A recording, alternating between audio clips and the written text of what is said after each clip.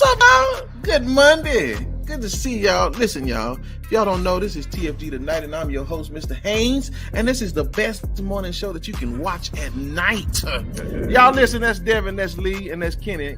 I'm trying to be nice. Black said we got two Americans. Let's say to my brother Black, man, I think you could be a preacher. I ain't never heard somebody that use a curse word and then read a scripture right after. So let me state for the record, I am a misogynist. You know, Pull out your card, Doc. He's and I'm a chauvinist as well. Anybody who knows me knows that. That's right. That is Now I can go back to minding my own business. It's true. Either that boy is Benjamin Button or somebody lying. And listen, and that boy may be mentally 12, but he's 34.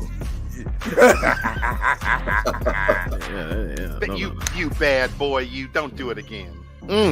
I'll let Black articulate a little bit better than that. Nope. Okay. Never mind. It's good for the soul. It's like medicine, right? Yeah, for real. That's all I gotta say. I wish I had one of them applause buttons to, like it.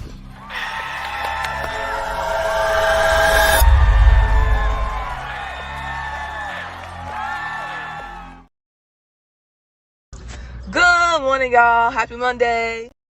What up? Hey, y'all. It's Monday. And what a Monday it is. And y'all, it's the last Monday in February. For all y'all to get food stamps, it'll be here about in the middle of the week. So I'm excited for y'all to enjoy. Ladies and gentlemen, we have so much to talk about today. And the reality is we have all the family here that's going to talk about it with us. And so I'm just going to do what I do best and just bring the family on. Ladies and gentlemen, I'll introduce to some and present to others. That's Kenny. That's Lee Black. And that is Madam Devin Divine. Hey, y'all. What up? What's up? Y'all doing all right? Yes, sir. Happy Monday to you. Food Yes, stamps sir. still go 2 for 1. You mentioned food stamps. They still go 2 for 1. Well, the way the recession is now, I think they're doing it like a 75 for one, 75 cents on one. They need to boost that thing up a little bit. I don't think it's working right. So, but listen, do you know somebody? I don't. I was gonna ask that. I don't know nobody. But you I know got what's me a funny? hookup. Go. I got. No, I can't get none of that Georgia money. No. Okay, well, I like what, but this is funny though. Like, they stopped that extra food stamps. What, at the end of this month or something like that? I think so. I think it is the end of this month. I believe. Yeah, they cutting that thing up. Listen, they finna make this thing real. They've been trying to keep that recession down, but it ain't gonna work, y'all. I mean, it's gonna. Oh, that mercy. Anyway, but it's all good. Listen, y'all, the folks got to hear from us today, so we're gonna go on and get this thing started. Right, what we got first? Let's see. Oh, 4-day work week. Now, y'all know we brought this up before, right? Because we were just talking about it. But here's the interesting thing. Some cut that out. Some people want to make it permanent. Now, I don't know about you, but y'all, would y'all job let y'all do 4-day work week? What's up, Bama? What Good up, morning, Bama? man. Good How to you see doing? I couldn't do. I work in the medical field, so they ain't gonna give me no day off because sick people sick every single day of the week. So I wouldn't work for me. I don't think it would work for you either, Devin, would it? Nah, they require somebody at my job 7 days a week. So Yep. Now, if they did, they Black, would make us work 10 and then have somebody else do the other. right? Yeah, exactly. Yeah, around the clock. Black, could you get away with doing a 4-day work week? Absolutely. And I believe it's time we revisit the workplace model. And even when I think about what you guys do, even though your jobs may require someone to be there, we could work it in split shifts. Right. I think it's time we look at the quality of life. And America, as the most industrialized nation, there's a correlation between how we work, between obesity, health issues, and even longevity. And the model we're working from is antiquated. We're still operating off of a model when women weren't in the workplace. It's time we revisit this. Yeah. So there's an article in where is this at? Washington, the excuse me, the Wall Street Journal, and it says this happens overseas. So that's what really caught my eye, because a lot of times America doesn't really innovate anymore, hardly. Right. Everything is always taken from somebody else. And so since this is the can I say this is America's motherland? Can I say that? Oh no, not the motherland. Not their you. motherland. Well, I mean, Yeah. that's where they came from, right? Yeah. Christopher Columbus sailed the 7 seas, yada Yeah, yada. this kind I of thing. guess. Okay, well, I'm just saying. So apparently, in Europe, they've done it, and quite a few of the companies has said that it did well, and about 2,900 workers get a paid day off. Now, when I saw that, I said, "Oh, America ain't doing that." They'll give you 4 days, but you ain't gonna get no free day. No, they ain't gonna pay you for it. Bama said, "I work from home, but I get off early on Friday, usually about 10 or 11 a.m." Wow, that is Okay. nice. Yeah. So I mean, so here it is. Do you really think, Kenny, that America would allow a 4-day work week, but then on top of that, pay you for the 5th day? No, they wouldn't. They would do a 4-day, 10-hour shift and give you Friday off, but they're not gonna give you a paid day off. No, you Yeah. work 4 days. I don't see America doing that. Not any industry over here. Yeah. Go on, Black. What you got? You know what's funny about that though is Americans are this is advanced citizenship.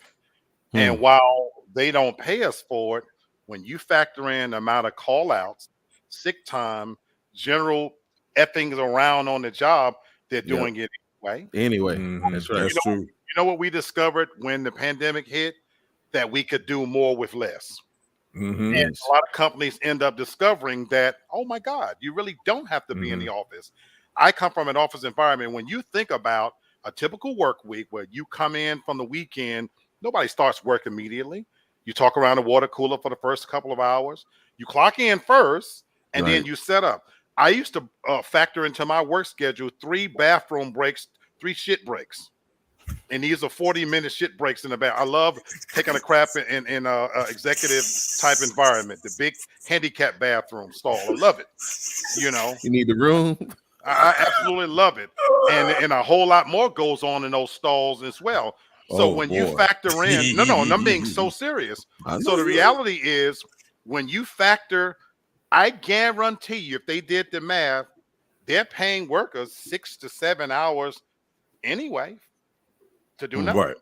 And let me say this, Bama brought up a good point too. She says we actually have better production at home. And where I've read, and I was reading this, that the businesses over in the other countries that have went to this 4-day work week, they've said that their production actually is increased. It's been better.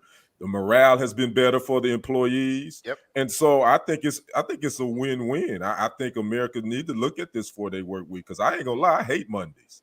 I'd rather work a Tuesday through Friday and be off Saturday, Sunday. Me Monday. too. Me personally, but I'm not a homebody, so that wouldn't work for me. Like, I can't be cooped up in my house every single day. Like, I just can't do that. Like, and then another thing I've seen a problem with them doing these at-home jobs is you don't build a relationship with people. In like, if you work for like coding, you don't have to fool with people. But like when you're dealing with people that you have to like do projects with, or that's really kind of like these fools tried to do Christmas parties on Zoom. It's like, what? Yeah. I'm here to tell you, Brother Brenton, Yeah. in office interaction is overrated. It really is. It really Because is. what comes along with don't get me wrong, there is a benefit and a value to being in person. But you know what also comes with that? A level of backstabbing, office politics, and HR nightmares. Yep. You're right. No, you there are a lot of pros and cons to it. I just don't believe it's going to make its way here because capitalism is so important to us that in Europe it's more about the native, the people there that they deal with. I don't know. It ain't really. I mean, everybody got issues, but Europe don't live life like America do. Yeah, it's different lifestyle. Yeah. But I did read where a sales company in Tyler, Texas, they have started this 4-day work week. They started it last year, and according to what I read, that it's worked well for their business, for their employees, and it's good, and they've seen the morale, and they've seen just a better quality of life, just a better work environment for those employees. So now I'm finna tell y'all something, and we'll move on. I remember in the early 2000s, I was working for Nokia, and I was working a 3-day week, but them clowns was busting me for 12, 14 hours a day. So you know what I'm saying? I was like, who wants to work 12 hours a day, 3 days? Because you need the next day to recover, and then the other day after that, you still have recovered and then have going to take care of bills, and on that other day, you getting ready for the next 3 days. And so they've tried it, but they've tried to bust our backs like Hebrew slaves. I don't know, but it sounds good, but that's probably why they're doing it overseas, because it ain't gonna work for us over here. I'm telling you that right now. So. But you said that the key thing you said is we have to be innovative in how we approach it. Yes. Right. Yeah. So, all right. Well, listen, y'all. It may be a pipe dream, but it's a dream nonetheless. I don't think it's one Martin was talking about, but yeah, okay. All right, listen. Age ain't nothing but a number. We ain't talking about your boy yet, Black, but I just found this interesting. So there's an article, and I want to talk about something about this, although it's sports. But Karl Malone was asked a question about a relationship, or actually, I think he fathered a child. Yes, he did. Yes, yeah, he did. He fathered a child. Now I don't know how old this young lady is, but apparently it was 13. Oh, the young lady, it was 13. He was 20 at Louisiana Tech. He was at Louisiana Tech. Right. Hey, Tori. Hey, Miss Tori. What? Yeah. Oh, so this is what, man, you know, the way they write this stuff up. The way they write this stuff up, I thought it was recent. No, this happened when he was in college. Yeah, right. He was at Louisiana Tech. But she was 13? She was 13. Yes. Yes. Okay. All right. That changed a little bit, but not really. No, you're right. Not really. But yeah, still okay. So this is what I'm talking about. Like, again, I know we're gonna parallel Elvis. They the same. That I don't listen. Ain't neither one of them better. But this is what I want to talk about. Why is it more acceptable for us to accept, a 45-year-old married to a 67-year-old versus a 20-year-old and a 13-year-old? What's just different. Why are we cherry picking these issues? Like, do y'all believe in those gender gaps, or are y'all more accepting of closer in age relationships? What you think about this, sister? I know I ain't. I think that a 13-year-old is way too young to consent to something. Oh, 100.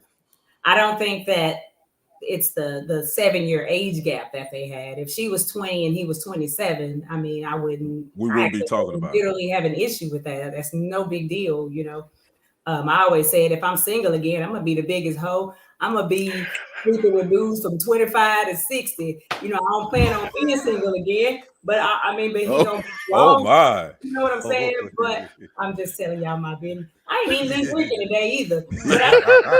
But is way too young to consent to something like that, especially with a 20-year-old man. And I just think that because of who he was and the talents that he had and the money that the family saw coming, they were able to kind of sweep it under the rug and just basically buy that silence. Money talks. That's a shame. Now I'm gonna tell you something. For all the people that's gonna watch this later on, I think your DM gonna get blown up. Oh yeah, your DM gonna be on fire. Your DM gonna be on fire, Devin. I don't plan on being single though, but I'm just saying, if I ever am. I'm just telling you, don't be surprised if these random DMs all of a sudden from dudes be like, you make sure you come back and give us a report next Monday, so we want to know. Okay, Kenny, are you accepting of these age gaps, or how do you see it? Like, I'm with Miss Devin. I mean, I don't have. it's a totally different when if it was 27 and 20. They both in their 20s. But you talking about a man, a sophomore in college, and you talking about a 13-year-old that's probably was in the 7th grade, 6 tops. That's pedophile. That's laws. You should be locked up for that. Yeah. That's just at the end of the day. And he's kind of been blase about it. I think even though and that's bad, but Karl Malone's attitude about it is kind of being like blase anyway. So whatever. He kind of and he ain't even raised the child or even helped. You know what I'm saying? So listen, Utah, that's Utah's golden boy, and Utah known for that all that weird polygamy and all that kind of stuff. Yeah. That's Utah capital right there, man. So I okay, so Black, and then I'm gonna shoot this to everybody else too. So are there not pros and cons to these gaps of relation, whether it's 20 or 27? Yes and no. Yes and no. Let's talk about it. Yes and no. But the key for me is the age of consent, as my teammates mentioned, because it matters. You know, the age of consent, and to me, it goes both ways. You know, and this is why I hold up the signal for Free R. Kelly, not absolving him of his crimes, but they make an example of him. And then there's a hypocrisy built into it, because if it's real, a woman that's older, you know, Jada Pinkett Smith, she slept with the guy, he was 17 years old. August Alsina. He was 17. So if a woman is a kid at 17, then a man ain't either, even though we will acknowledge that women are more mature than men. Keisha Coles had a baby by a 20-year-old. You know, we don't talk about that. Wow. I was 17, engaged to a 37-year-old. Now, you couldn't tell me anything at that time. I thought I knew everything. I legally was living on my own. I had a 3-bedroom house.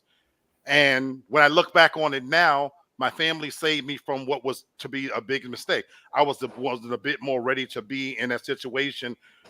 Even I was 17. She was 37. She had 3 kids. I was not prepared for the responsibilities that would have come along. All I knew at that point, an older woman was interested in me, and it was fascinating.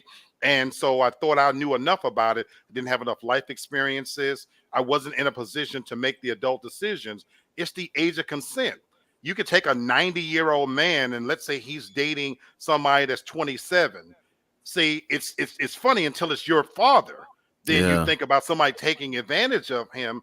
And even though he's grown, but is he in his right state of mind? Yep. So there are some minimal benefits, quite naturally. Sister Devin mentioned it herself, that maybe for her, if she found herself single, she don't want no old man with black socks fiddling around with her. Yeah, you know what I'm saying? Fiddling. You know, is that what old dudes do? I'm being nice to you. You know, fiddling. You know, she don't want no man in his church socks messing around with her. You know, that's just like I'm 55. You know, I want somebody experience. So it has benefits, but the age of consent is the thing. Oh my goodness. Okay, Toria says this has been going on for years, way back in the 30s. Yes, you're right. Jimmy Lee married 20. That's right. Yeah. Cousin. Yeah, I don't even want to take that. That's a whole nother part to that. Yes, you're right, ma'am. I agree with you. So okay, so I want to say this. No Adams if woman get young men, you call her a cougar. Oh, well, you know, and I'm glad you brought that up, because it's funny. Like, to Black, to your point, like I wouldn't have called what I went through as a young person molestation, because I enjoyed it. Yeah, me too. Yeah, me too.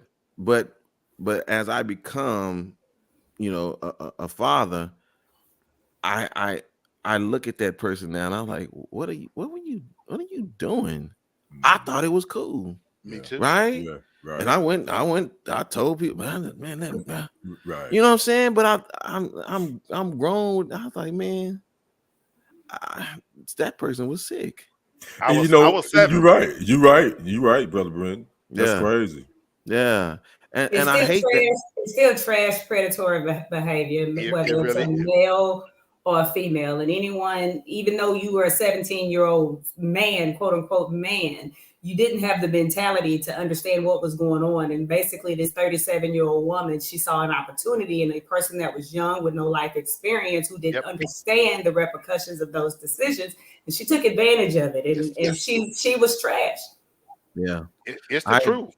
We don't want to admit that, but it's the truth. I will today. I do now. Like I don't think it's cool. Like in our reality, I prefer the number one. Y'all don't have a lot in common. I know Angela and Tay made it seem cool, but there was some real issues in that movie.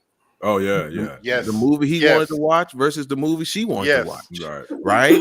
The way she want to go out to eat, the way he want to go out to eat. That's real. Right. Yes. That's why you need somebody that's within, and this is just my position, right, within the age range, because you're gonna have more in common. Absolutely. In my point, right? There won't be the boy situation. I mean, man, I'm telling you, when I dated one, and she used to slap me in the back of my head. And I pushed the brakes on my car one time. I said, "You do it one more time. You slap me in the back of my." I said, "I am not your child." Right. Like, don't get it to like. I just really feel like they're okay. I ain't gonna go there because I don't want to. So, flashbacks. I was having real flashbacks. I know, right? Yes, I was in my boy's sidekick green Jeep, and you do that one more time. And you know what's funny? I know we kind of joking about it, but to you, Black and Brenton, that really affected you. I mean, just listening to you guys now, man, that it still affected kind of your psyche. Sir. Now almost definitely. Are mature and can think about it like most that. definitely, most definitely. And again, what you say, Bama? I think Cher going with a 40-year-old, she has been doing. Yeah, she's been doing that for a minute. Yeah, and again, we think it's cool as long as they're consenting adults. But again, there's some mental problems going on in these situations. If you just ask me, I don't understand why people don't want to put up with folks they own. And don't get me wrong, there's some 50-year-old fools. There's some 60-year-old fools, and there's some fools that still ain't stopped being 18, and they, and they. When I was single, I was dating dudes older than me that was dumb as hell. I'd be trying to have a conversation with him, and he didn't have a clue what was going on. I thought all kinds of things that ooh, you act right. I'm like, how do you not know who the hell? How do you not know what I'm talking about? You know what I'm saying? So it can go both ways across the board. I mean, some people are just dumb. Yeah, and see, Miss Tori, that's exactly what I'm saying. I just wish we would think more about that than not. If I don't know, it is what it is. I mean, the way these kids headed right now, they don't know who they are no way. So, and you know the funny thing about this, I mean, honestly, most men like younger women. I mean, when but there's a reason. There's a reason, right. But when I say that, I'm saying that there is a cutoff now. I mean, I'll be honest with you. I wouldn't want to be dating nobody. I ain't dating nobody no 25, at all. You know what I'm saying? But are they just being lazy though, Kenny? Are we being? Are we? Listen, I don't want a pushover. Like I don't like even okay. One more time with Stella. He's like, yes, he do. Who? But again, he's a nickel. He's a double nickel. He's a nickel. You know what I'm saying? He's still waiting on his daughter to come in. Shut up. But for real, like this, like if you up against a situation, y'all remember when they was at the family reunion and something went down and he had to try to prove himself to be the man. Right. You know what I'm saying? That. It's just so many dynamics. I'm just saying. It is. It is. Okay. So for Carl, again, you better stay in Utah, brother, because that's the only people going to accept you out there with that foolery. But maybe not. Actually, I think he's living in Arkansas somewhere now, because he's from Louisiana. So so he drives trucks and stuff. So I think he's in Arkansas. I'm not sure though. Wow. Yeah. All right. Well, y'all, I mean, again, we've sang the songs, we've enjoyed them, and we've watched the shows, and we've listened to the celebrities who done it. I don't know what to say about us now, but it is what it is. So, all right, let's keep it going. Brother Kenny, what up? Man, we got some sports news today, man. Yeah, man. We're going to do a recap on yesterday. First of all, we had my man Dame Dame Dollar, 70. Damian Yes, sir. Lillard. He had some buckets last night. He went for 71 against them Houston Rockets. That made him, he's the eighth player in NBA history to score 70 plus points in a game. And he's the oldest player to score more than 70 points in NBA history at the age of 32. He went for 71. Wow. He was 13 for 22 from three-point land. He had 6 rebounds, 4 assists, and he made all 14 of his free throws. So Dame Dollar got them buckets last night on them Rockets. So he had like 13 games. We had like 60. 50. Oh, he a bad man. Yeah, he bad. Yeah. And the people love him in Portland because he said that he don't want to hop around to other teams. He said to chase chips. So that's that. Yes, I ain't throwing no shade at nobody, LeBron. But yeah, he ain't team hopping. And speaking of LeBron, got some news today. I just read that he may be out a few weeks with a right foot injury that occurred against the Mavericks on yesterday. And speaking of the Lakers, the Mavericks laid it down like a $2 woman of the night. Because they gave up 27-point lead and ended up losing to the Lakers. So again, the big news is LeBron James may be out a few weeks with a right foot injury. So we're gonna stay in the NBA. I ran across this really interesting article on Front Office Sports, and it was about NBA teams are showing interest from Abu Dhabi and Qatar. They looking to invest in buying some teams, and the league, the NBA, they voted to allow sovereign wealth funds to buy up 20% of teams in December. So NBA teams are receiving interest from major sovereign wealth funds in Qatar and Abu Dhabi. Wow. Interesting. So I want to get you guys, I want to get your thoughts on professional teams allowing outside interest or countries to become invested in their companies. I'd like to know what you guys' take on that is. Black, let's start with you. What's your take on it?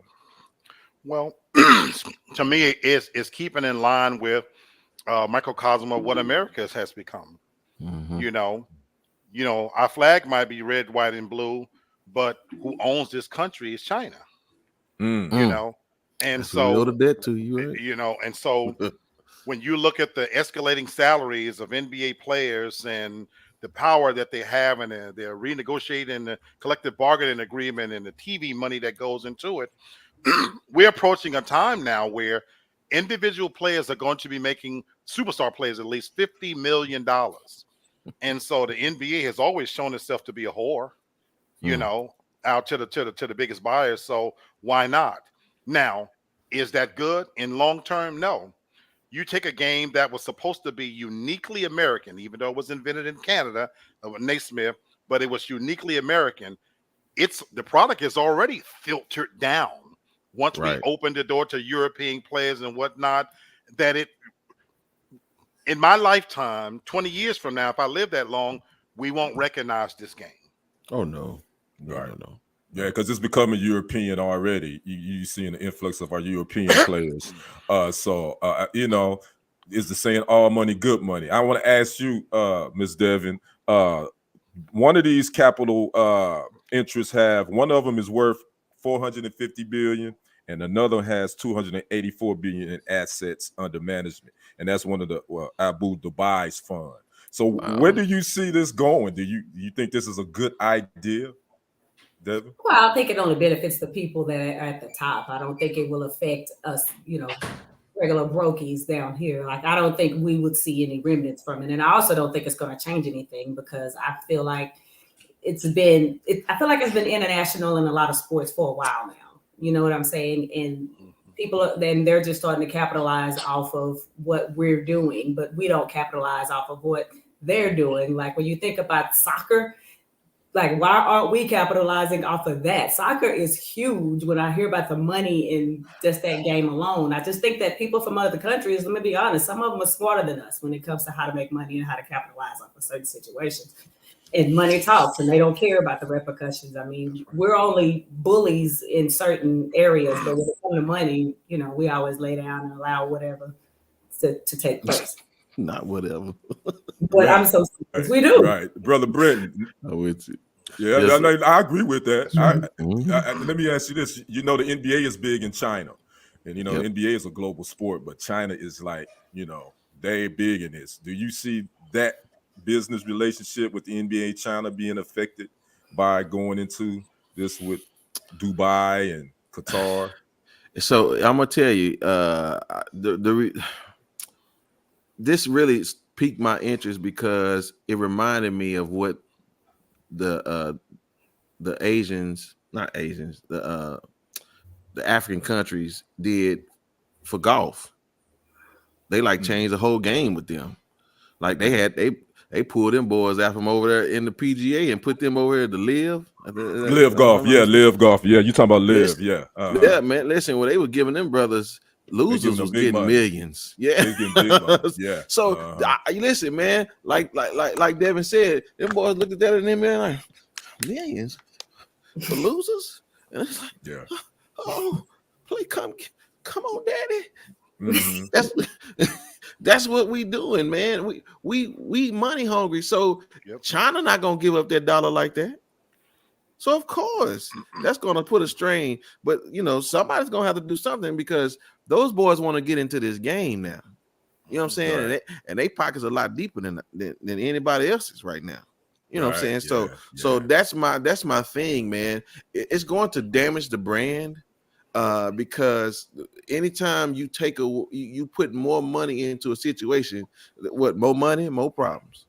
So that's all it's gonna do, man. Listen, that's why the NFL can't get nowhere because the big boys at the top got all the money, and it's a whole bunch of peons that don't got the money. So until the big boys say we ain't doing something, then it don't matter what all them little peons talking about because y'all ain't got the money.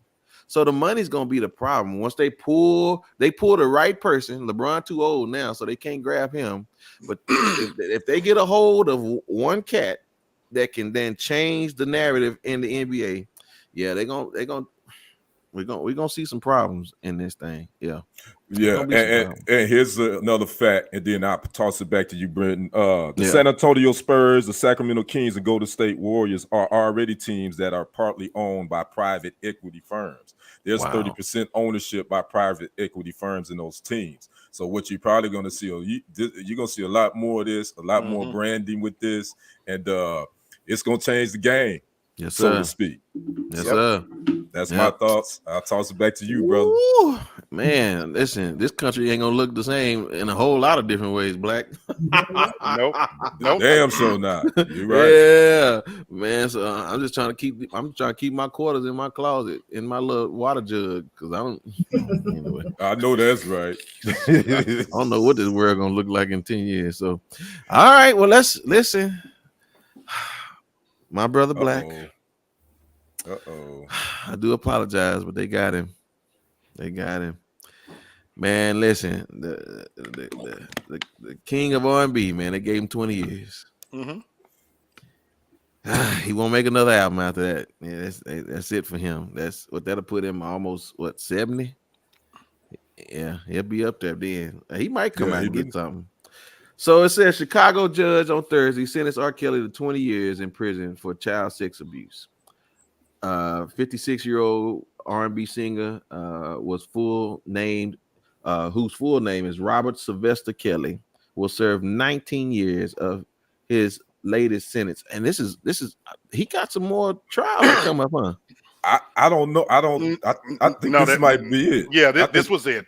That was because they dismissed the other one. The record, and this one runs concurrent. Yeah, because this is federal prison, right? Okay. Well, he got convicted federal, and this one is this local, but it's running concurrent. Got you. Yeah. No, so they gave it to him. They convicted him in September of multiple child pornography and child sex abuse charges. Prosecutors previously recommended to the U.S. District Judge Harry Leuenberg, I guess, that Kelly serve his 2 sentences back to back, which would have effectively put Kelly behind bars for life. Man, Black, I don't want to start with you because Devin, let's start with you. I mean, we're just following up. I don't want to. They're making again. We've seen this time and time before. They make an example out of us, right? Mhm. Oh, Tori says one more in Minnesota. I didn't know that. I didn't know that either. Okay. Yeah. So, I mean, what you think, Devin? Oddly enough, I don't think he deserves to What up, Craig? die in prison.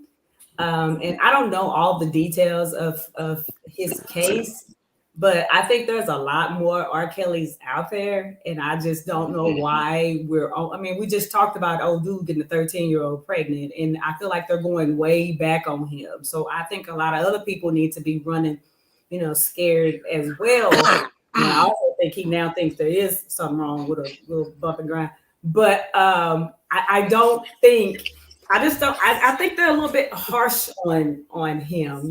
I really feel like at this point, because yes, he deserves some punishment, but I really believe if he was out in the free world again, I really think his behaviors would change. I don't think I don't think he will still have that same superiority complex. And because a lot of the women that he was so-called manipulating, some of these women were like in their 30s and 40s, and that's what they dumbass get, because they were they just wanted to be, I'm just being honest. They wanted to be in I know you are. They wanted to be around R. Kelly. If you 30-something years old and you allow a man to lock you in the room when you could just get in your car and go home, I think some of that's on you. I don't know if he would still be stalking the parking lot of Wendy's and and McDonald's looking for kids anymore. I just don't think he would be the same person after he got out. I really don't.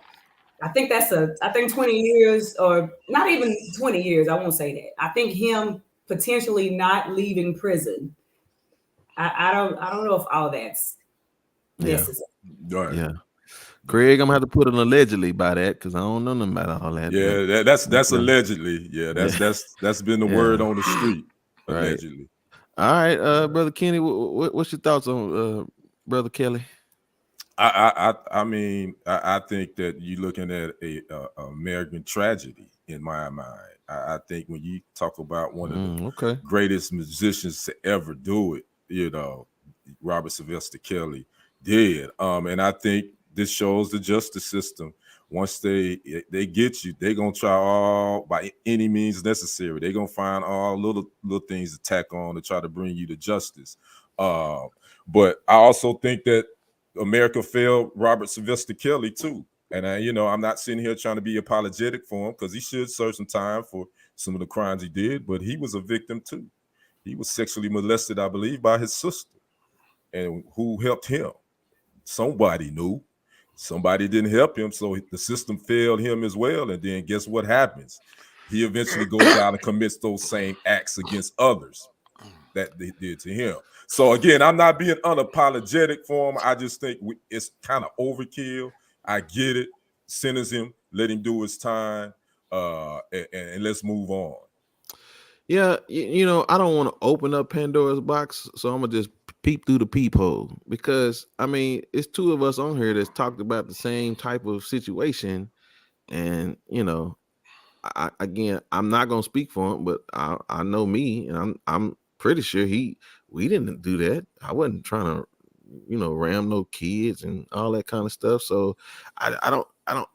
There's some psychological stuff going on with that. For somebody to even go in that direction, but at the same time, my only issue, and I'm gonna let you have this, Black. We just inconsistent. We're inconsistent about this. We're inconsistent. You know what I'm saying?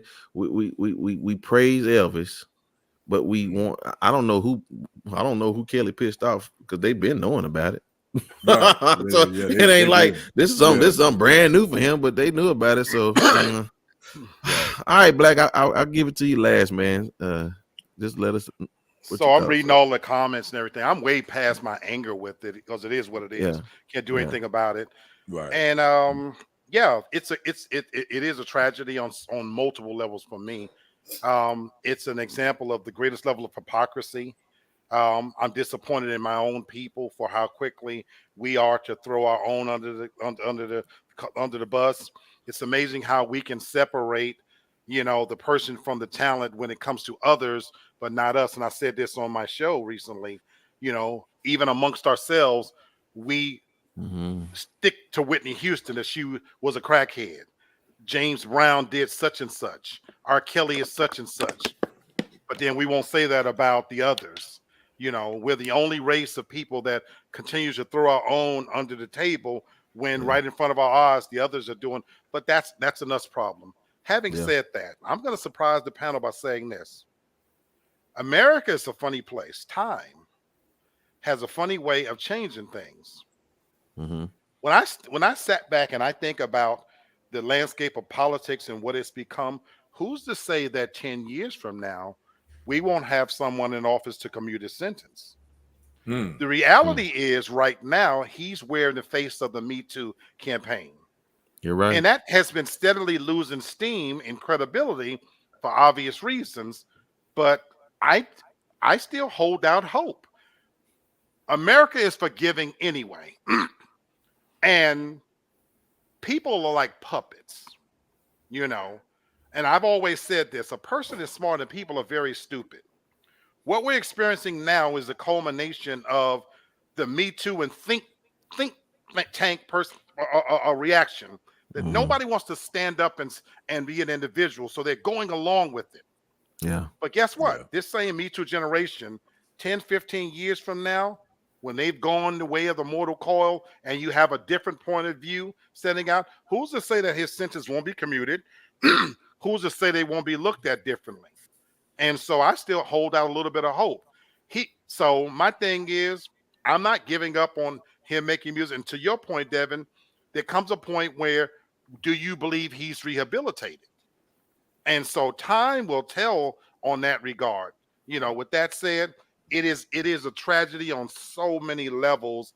But I'll say it again, he will always be the king of R&B in my household. Yep.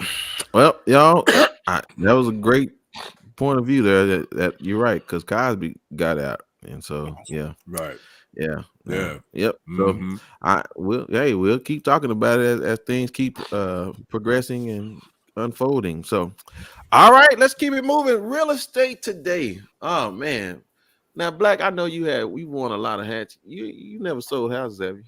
Yes, I did. When I first moved to the South, I was a licensed real estate agent. I sure was. Man, you done did it all, brother. That's it, man. Listen, man, that's the most interesting man in the world right there, man. For real. What you say? I do hope he will get out way before 20 years. We'll see. We'll see. A lot of people do, Miss Bama. So listen, y'all. I was going through. I wasn't digging in nobody's business like Devin. I was just minding my own business. I'm sorry, but I noticed something that Home Depot was starting to sell little tiny homes, little shacks, and for about $15,000. And I was like, oh wow. And it you know how the internet do. Once you start looking at something, it give you something else. And apparently I stumbled upon this situation, y'all, that Wall Street is trying to buy up houses. Like, I didn't know this was a thing. Like, they're building up so many suburbs, but the corporations are buying the houses that now they want people to rent these houses in these communities. And when they rent these houses, y'all, listen, if y'all don't know, eventually your rent gonna be more than our mortgages. Just so y'all know, because they're gonna take that thing. And so it led me. Again, I don't hate the game. I don't hate the player either. I just, when I see you hustling, I just look at what you're doing. Black, they hustling. I didn't know this was a hustle. I've been following it. There's 5 major entities: Blackstone, American Home for Rent, and it was like 2-3 other companies. They're buying up homes in these different states so that they can keep them, right? Because they got the capital, and it's not a problem, but it's deterring other people from wanting to buy homes because you'll never be able to afford a house if you renting all the time. Right. I was like, wow. So Black, I mean, what are they doing? So What they let me try to let keep me the let me cover up break down on. what they're doing. Yeah. It's like anything else. Every time we catch on to the game, they reinvent the game. Think back, Mhm. folks, over the last probably 5 to 7 years, what started to happen. Think back to Obama administration when he got on how we're rated, our credit. That's being changed now. Yep. You know, the credit system, they're changing that. A lot of laws went into place to prevent In there too. redlining, things of that nature. Because what they're discovering is that even though we have a student loan bubble that's about to burst, we're Yes, sir. heading right back to another housing crisis if we don't watch it. So what the banks and corporations have been doing is they, in a lot of states where there is no cap on how much you can charge for rent, That's right. i.e., right here in Georgia, where they take advantage of the COVID relief thing, rents Right. went up 300%. But here's what I like how you mitigate that. Tyler Perry and TD Jakes is showing the way, and I hope my people get on board and do the same thing. Tyler Perry just purchased additional acres right here in Georgia because you know how we've talked about how, remember Black Wall Street? Yep. That's how you beat the game. So Tyler Mm. Perry and TD Jakes, they're planning on building their own city. So I want the P Diddy's, the Master P's, the Oprah Winfrey's, the people with real money to look at what's happening. Because if we don't step in and create alternative housing for our people, they're moving the posts once Yes, sir. again to where we're Right. going to be asked out of the market. Yes. Right. So I, again, my question is, Devin, for people who want to buy homes, because even in the generation that's coming behind us, they just want to rent and they don't even know what they're doing to themselves. Like, there ain't no more land. So you better get your little piece, even if it's a corner of a corner. You better get you something, because when it's all said and done, I know it's more expensive to maintain a house, but man, it's gonna cost you even more on the back end. You know what I'm saying? Because you don't want to be, again. See, the thing about Karl Malone is, if he got a 20-year-old wife, listen, when he gets 75, he ain't got to worry about nothing because she got another 20 years left. But if y'all both 75 and y'all renting, good luck. I mean, what you seeing from this, sister? Well, I recently finished in completing my real estate license, like myself. And what I found is, Congratulations. Dang, I forgot you had 20 jobs too. I forgot, Devin, my bad. sometimes. But what I learned is there are a lot of options as far as, purchasing a home. Unfortunately, they moved the goalpost so much that in order to afford it, you have to move in areas that you may not want to Be in. That's right. live in. Because even where I live now, the home that we are in, it's like doubled in value to where that an average person wouldn't be able to, to get the loan that they would need to be able to afford a home here. But my reasoning for it was for the purpose of investing and purchasing homes. And I'm actually looking at, you would talk about those tiny homes or whatever. I'm actually looking into like mobile homes and I'll tell you what, most people can't afford homes anymore. But even areas like where I am, they still have mobile home parks, adjacent, to these communities. And a lot of people are okay with purchasing, mobile homes. So I encourage people, to take advantage of those first time, home buyer loans and different things like that, and to get into that field. I mean, do that count for mobile homes too? In some cases, yes. It just depends. It depends on the loan. Okay. But yes, you can get a mobile home, through a home buyer's loan.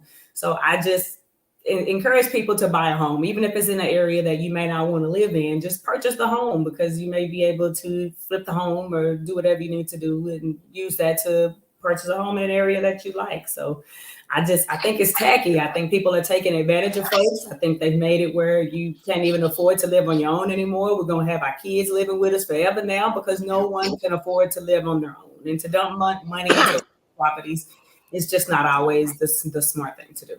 Yeah, no, you're right. And again, they're cornering the market because they want people to rent, right? Because that's what they're doing. So I mean, Kenny, and shout out to the new real estate agent for not saying trailer park. I saw you mobile park.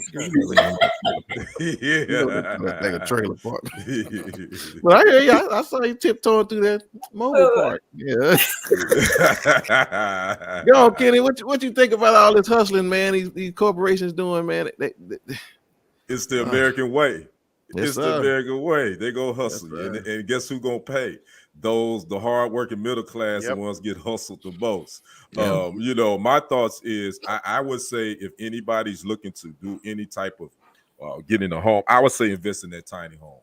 If you got some property, if you got some land that's yours, air property, whatever.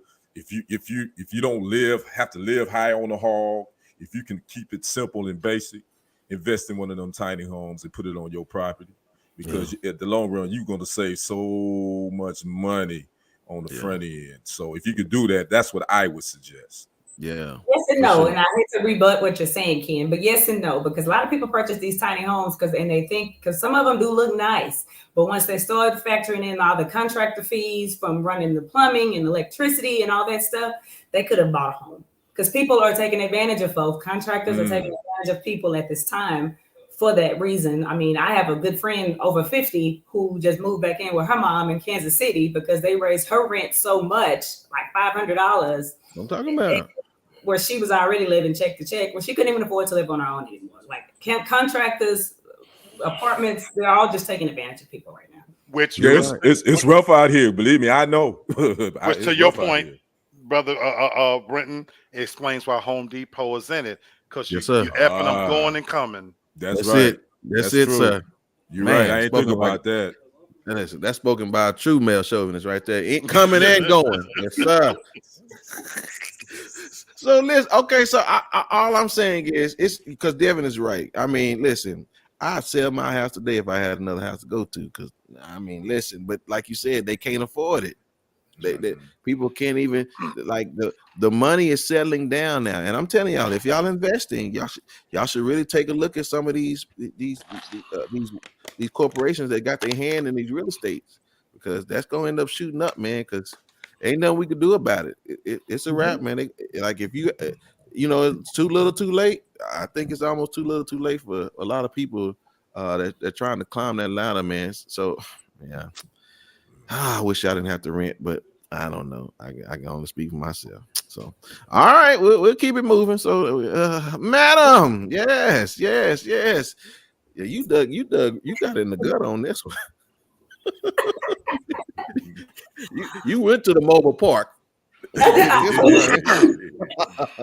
mobile home community. I'm the mobile home. I can't get people to buy it if I call it a I ain't knocking your hustle. Come see a 1-800 mobile homes. Come on. I know that's right. Who finished you in today, sister? Yeah. In anticipation of us, kind of together, I was all in It's On Site business, and I ran across a young man who was bleeding from his mouth, who had lost a couple of teeth, who said he was trying to pick up his child, and the baby mama was acting a fool, and she punched him in the mouth, and he looked like he had a black eye, and he was saying, if I would have done this to her, I'd be in jail right now. And I wanted to ask y'all, because y'all grown, lived a little bit, got a little wisdom. Do you think it is ever okay for a dude to knock the dust off a hoe for doing something inappropriate to him, like busting him in the mouth and making him lose a tooth or two? Yeah, let's go with you, Ken. You look the most uncomfortable. I'm just glad I still got all my teeth. Because that brother right there, is it ever okay for a man to lay his hands on a woman, even if she started the physical altercation? That is a tough question. Personally speaking, I've never been in a relationship where it even got to that point. So I don't know what I would do, but I do know that if I was that brother that I watched on that video, that was missing a couple of teeth, had a black eye, yeah, we probably would have had to get down. And I would just have to suffer. I would just have to suffer the consequences. Okay. Black. If it was somebody, let's say me, I don't weigh much, and I was in my feelings, and I don't fight fair, but let's just say I did fight fair and I didn't pick up a bat or iron or something like I normally would. I just punched you. My. Oh, wow. Would your thought be to just hold me down until I calm down, or do you feel like you got the right to kick me through a window? I got in that scenario, I would hold you down, but that's just me. So this is me being completely honest, because you look like you. I would do everything in my power to just hold you down, and and to I feel like I'm bigger than you, stronger than you. I could gain control of the situation. We want to lie to ourselves. Ugly women or women and I fuck with a lot of ugly women too. So they gonna get a different line of treatment than a real attractive woman. That's just a fact. So I'm being brutally honest with you. She's pretty, yeah. I'm gonna think twice about it. To try to hold it down. I've gotten to a little nothing real fight. But now if she's just some regular smegular, then my thing is I'm gonna do my best to fight her like she fighting me, and I wouldn't even think twice about it, that if she haul off and hit me, because you got to remember, we're not living in those times where we got the demure females that I only eat salad. These nasty no good bitches out here, they drink Crown Royal out the bottle. These bitches huffing up and down the streets worse than me. So if she gonna ball her fist up at me, I'm gonna try to crack a jaw. Oh my God! All right, Brother Brenton, I know you have daughters. You know what I'm saying? And sometimes, let's be honest, I do too. Yeah. Y'all act the fool sometimes, and you do some things that'll make you, go off. And and sometimes we say we want to walk away, but it's not always easy to walk away. So, what would you suggest to your daughters who are in their feelings because dude done something real dirty, and let's say they called you and said, I hit Cujo and Cujo hit me back. You going to fight Cujo? Good question. Love that question. So no, yeah, and great. And again, I'm a thinker, so I've already been there. So this is the thing about me. See, I've said this once before. I can't help you if you already in it. Like, I need to talk to you before you get in it. And if you're gonna trust me. Like, I've been a man all my life. And so it ain't one that can really pull a rug over my eyes, because I've been one. So this is the thing, even for my children today, like my daughters can't date without me knowing this guy. Like my youngest child, she was dating a boy, and I told that boy, you got to talk to me once a week, period. I need to know your address. See, I get all this information while he's still sniffing out of her butt. You know what I'm saying? Trying to, because you're gonna tell me the truth, right? Because you still trying to see what's going on in there. So I want all your information, and then I pull it up on my GPS. It's where you is your house? Okay, cool. I put that in my phone, because the moment you want to start acting a fool, what you do? Hey, be careful. I got nefarious friends, son, and they don't mind going to jail for some weed. So I'm just telling you. So for me, I prevent things from happening, because if I see it, I tell you. Because that dude right there, I am with Toria. Yeah, you should walk away, but if you know who she is, you don't even put yourself in that position. Don't even put yourself in that position. No, I ain't never hit a woman, but I done put my hand through a door too. Just to make sure you understand, like, enough. so I done changed a couple doors in my old house before, because I'm better now. Thank you, Lord. I'm better. But Brittany, but what if your daughter started it and she knocked his teeth out? So therefore, right? See, me, so I don't even foresee that happening. And again, I'm not being naive, but I'm saying I'm gonna do the work up front. That's what I'm saying. Like, if I want her to upset him while they dating, because I want to see how he gonna act. Like, I just want to know all these things, because then I'm gonna be able to tell you, yeah, he'll put his hands on you, right? You just want to see these things. And again, I'll answer your question straight up and down. If he do something, if she do something like that, we gonna already have a relationship to know that I'm not gonna stay at home if I find out you did it too. You just know me now. You know I ain't finna, rocking with you. yeah. So you know I ain't gonna stay home if she called me, whether you started or her started. You walk out of there, right? Just don't listen. Daddy crazy.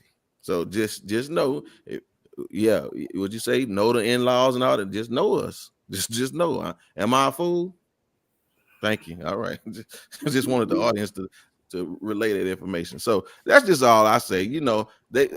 I'm different, and I guess we all different. So I ain't no helicopter dad, but again, I control my environment, and so you just gonna know. You know what I'm saying? That, yeah.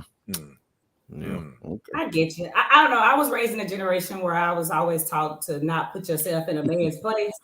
Yes. Those were the exact words that I used to always hear. And I've never hit a dude, other than my son. I've never hit a dude. You know what I'm saying? I've broken some things.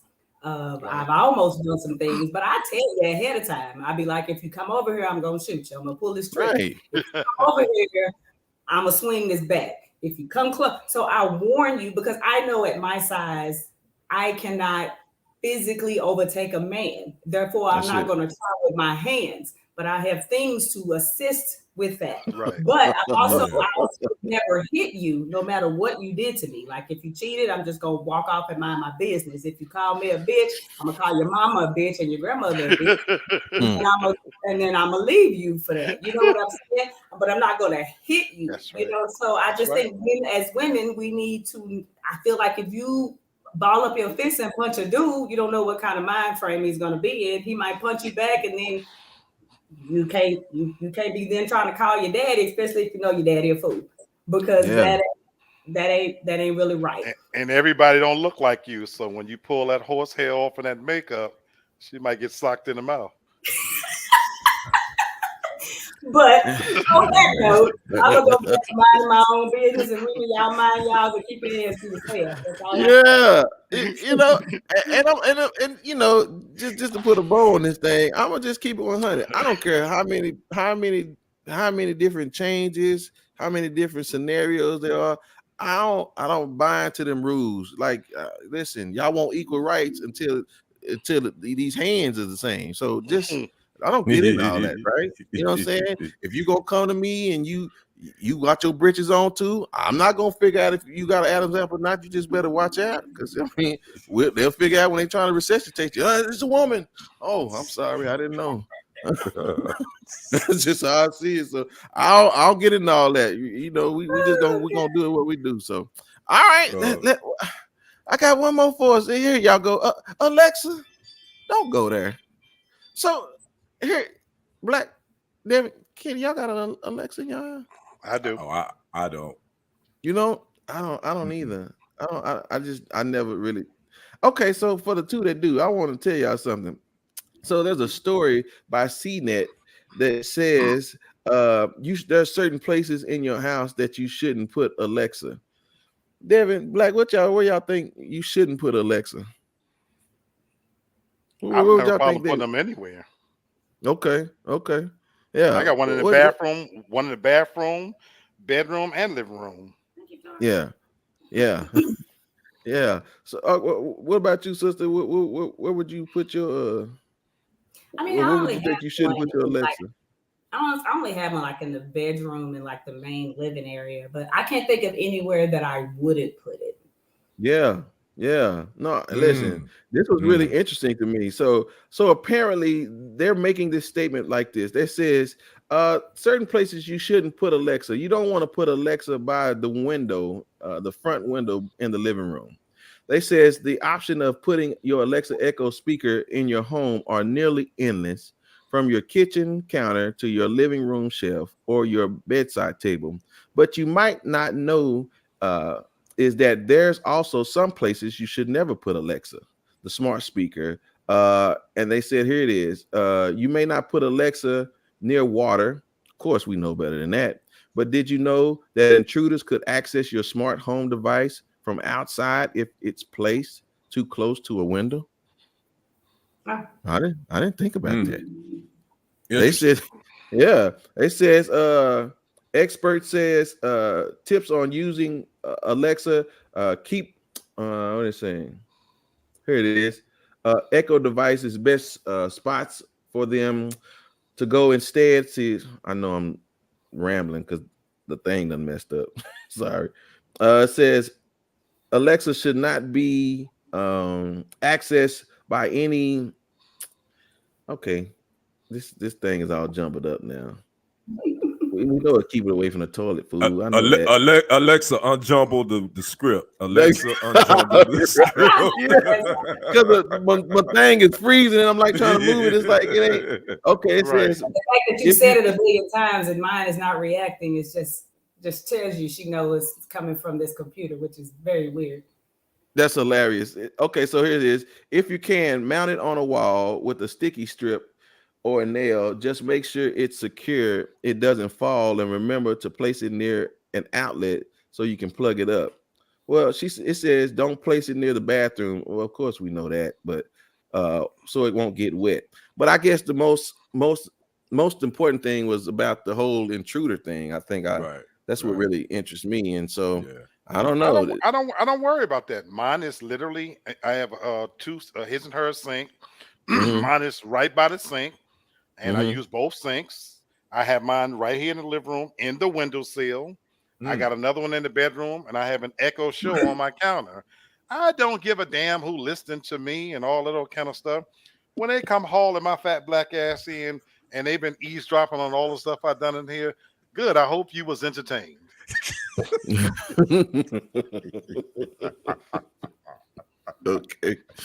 Okay. All right. I mean, sister, did that give you a different perspective, or it don't really apply to you?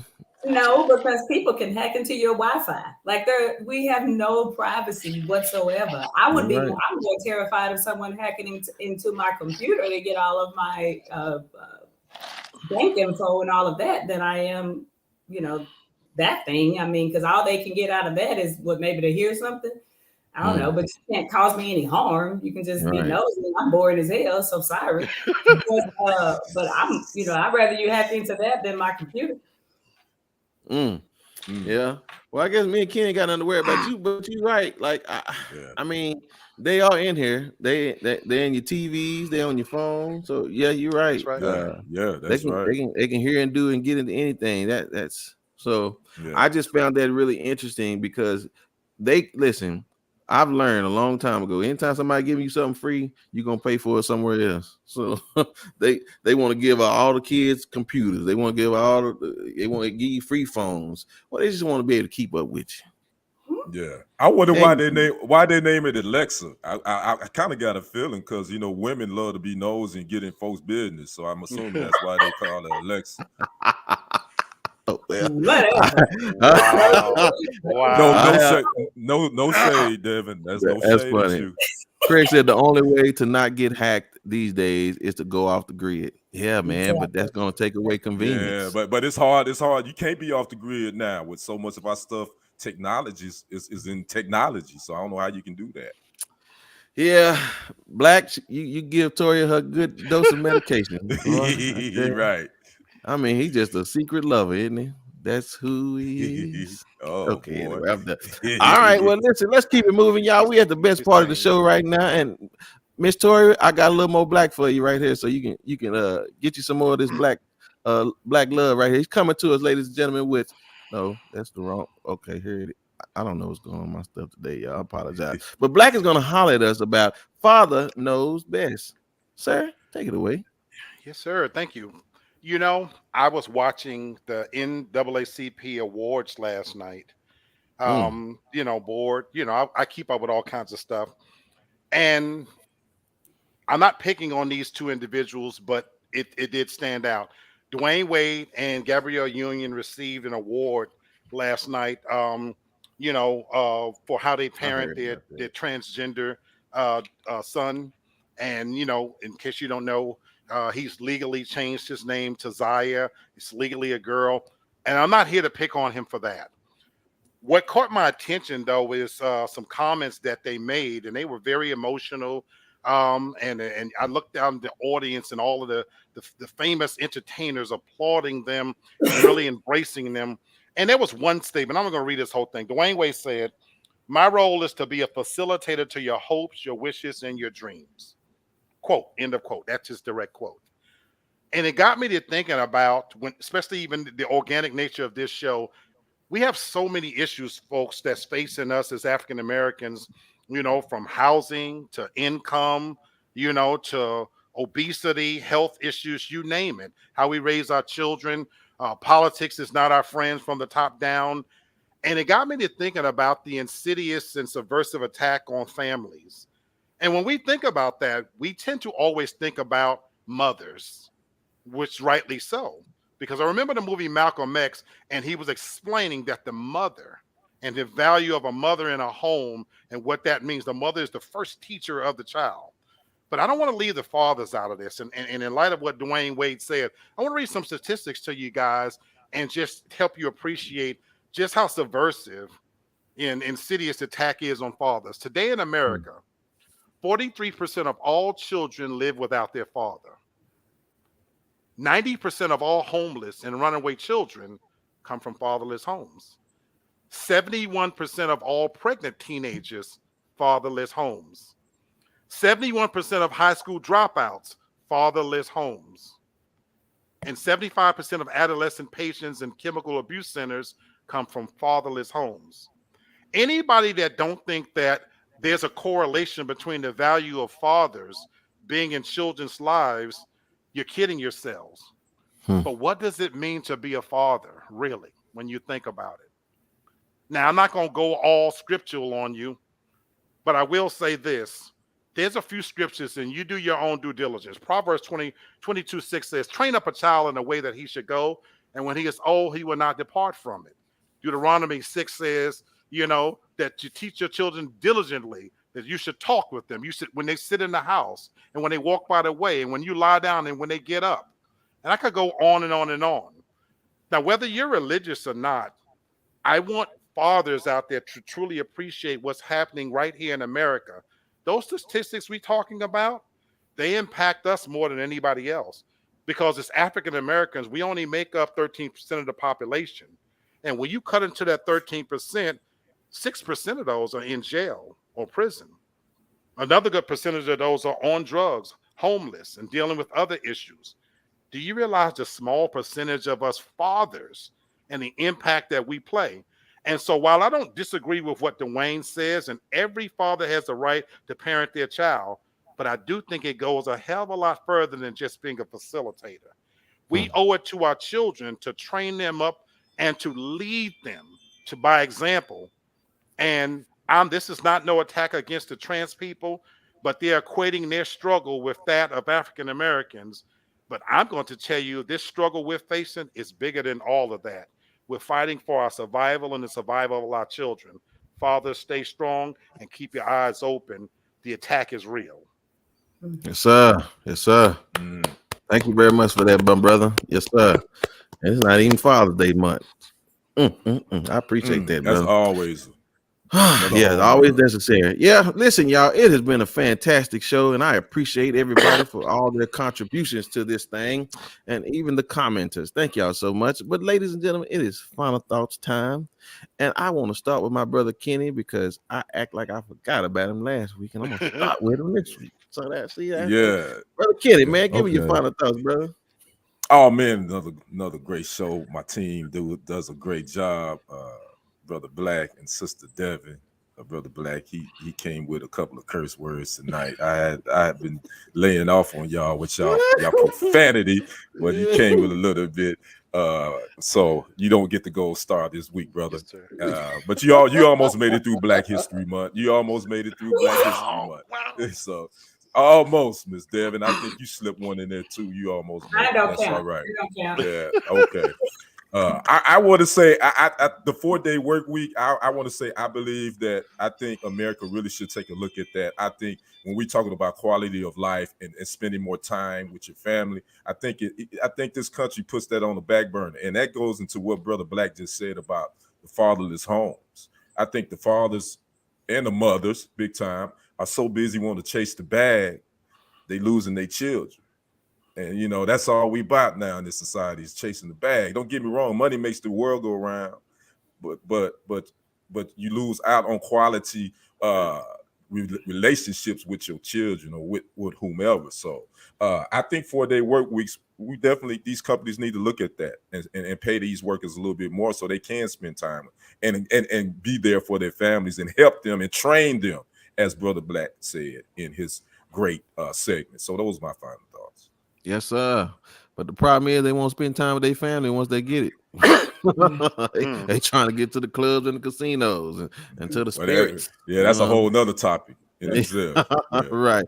Yeah, Tori, I agree with you. He if he wasn't who he wouldn't have got that award. It's an agenda, and it is what it is. All right, sister, thank you so much for giving us that low down, dirty shame, the bit you digging in. Appreciate that so much. Give me your final thoughts. I want to talk about that Dwayne Wade situation. I just looked at a little bit of it and I'm just sick of him because when I think of a father, I think of like a protector. And I think they've done the exact opposite with their child. Like, we shouldn't even know what's going on with this kid. I think about so many celebrities who have things going on with their child and you don't even know what their child even looks like until this child is like a legal adult. And then you'll be like with Magic Johnson's son, I don't know. I don't want to misgender anyone. Right. You didn't even know the situation until he got to a place where he was out there. He didn't even know what was happening. I feel like they have wronged this child by putting this child on display. Who says this child has to be the spokesperson for the LGBTQIA community? This is a child. Like, even if all of this was happening in the background, none of us should have known about it. And I just wish someone would say that. Like, it's stupid to me. I think he's the opposite. Everyone has been cruel and belittling this child and just and it's a kid. No kid should have to deal with that. This child could have come out at 18 as Zaya, and we would have never known the backstory and the history of this child. But because of them, in my opinion, him living through his child, because I think he wore high heels and dresses in the background. I'm just gonna be honest with you. And Gabrielle, she a little butch. That's just what I think. That's just how I feel. And I think they are trash for doing this to this kid. They should have protected this kid, and we should know nothing about this child. We should even nothing at all. That's it. Bravo. Yep. Bravo. I don't even want to put nothing else on that one. So you said Bravo. that. Mic drop. Yeah, Yes, sir. You said that. Black, you got to give the people something, though. Come on now. Give me your final thoughts then. I'm going to go with the super fan, Miss Toria. She talked about laughter and the value of that. I also, this weekend, my very first childhood love, she passed away. Young lady named Nicole Torrance. And while it's sad, I told my sister, I said, you have to count your blessings, because with all of everything we all deal with, you know what? We have to find a way to laugh. Life is tough. Yeah. And I said this earlier, America's advanced citizenship. It's a lot on us, especially being Black.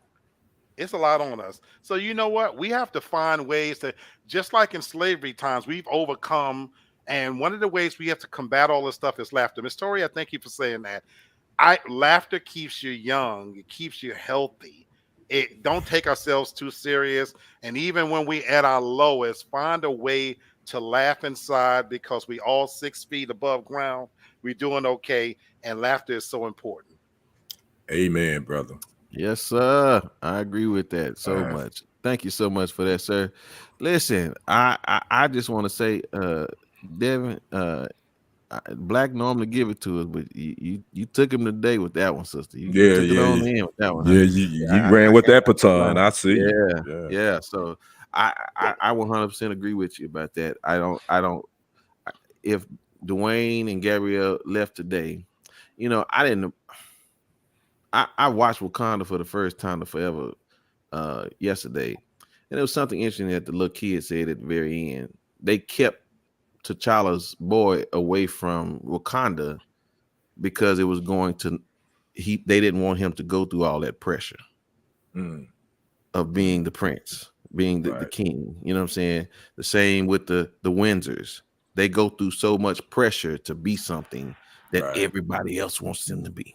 Right. So Devin, you're right. That kid got so much pressure, and I pray that that baby will think more of his life, and you know what I'm saying? Because anyway, I don't understand. You kids, they sometimes y'all put the pressure on them. Yeah. That's right. That's right. Yeah, and they feel like they got to look up. Anyway, Devin said that. I ain't gonna say it. I'm sorry. I'm glad you bit, girl. Okay. All right. Listen. Here's my final thought. It was just good though. You know, you just always want to piggyback like a preacher. Let me get on some of that. Yeah. Okay. So here it is. Y'all know the song Kenny Rogers used to sing. You got to know when to hold them, know when to fold. Right. So I want to ask my family today, what comes to mind when you hear that song? What do you need to know when to hold and when you know when to fold? What comes to mind when you think about know when to hold them and know when to fold them? Blackjack. Look like a true gambler. Yeah. All right. Anything in life? Nothing. Know when to hold them. Know when to fold them. No. Relationships. Regardless if it could be family, it can be friends. You got to know when to let that. When to walk away. Yes, sir. When to walk away. I love it. Woo, y'all be setting me up real nice. Well, listen, y'all. I want y'all to take a look at a situation that Kenny Rogers could have did some good for this young man here. But there you go.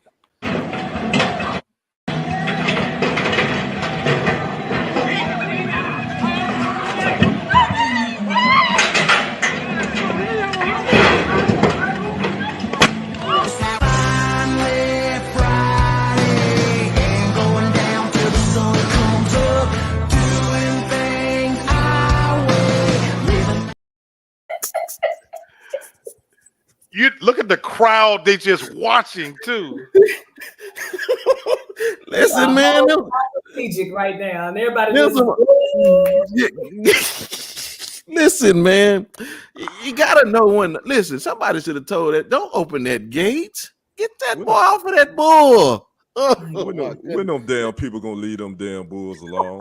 I know it's George, bro. I know it's George, bro.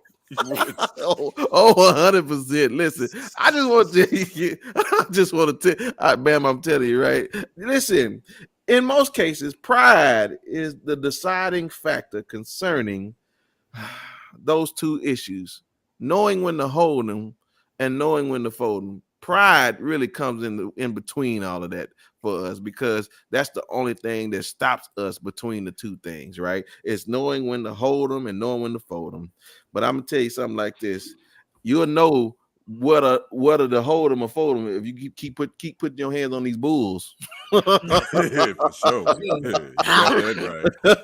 Victoria, I appreciate it. Thank you so much, everyone. Thank y'all, and have a good night. You have a great week too. Listen, ladies and gentlemen, that's Kenny, that's Lee, and that's Devin. And I'm telling y'all keep your hands off them bulls, and we'll see y'all on Monday. All right. Peace. Peace.